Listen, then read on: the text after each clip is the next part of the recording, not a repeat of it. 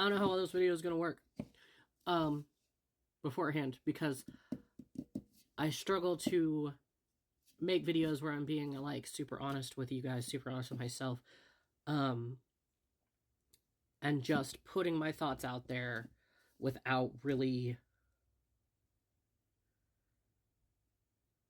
editing or going over. So maybe there's going to be post edits, I don't know. We're just going to figure it out as we go.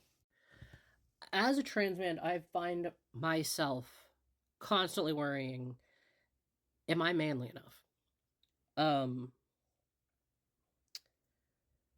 You know, like, will people see me as a man? Will they only see my body that I was born with instead of the one that I currently have? Will they see the pieces of me that aren't as masculine? It's exhausting. This constant questioning.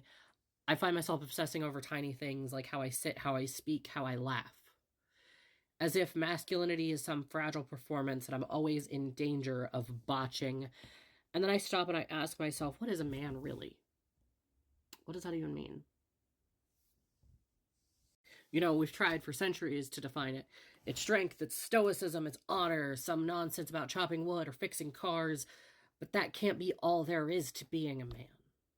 There has to be something deeper, right?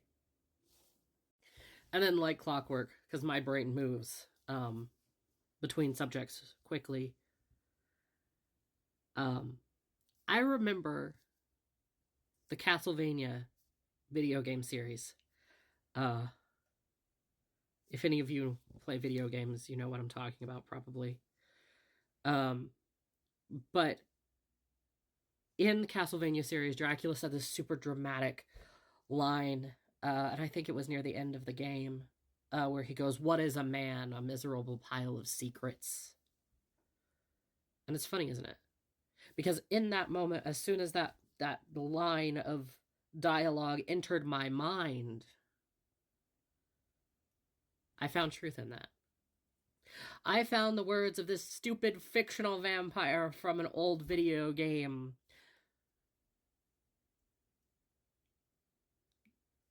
not wrong. What is a man but a miserable pile of secrets? Because maybe that's what being a man or being a human really is. We're all just carrying around these secret fears and these desires and trying desperately to make them fit into some shape that society will accept.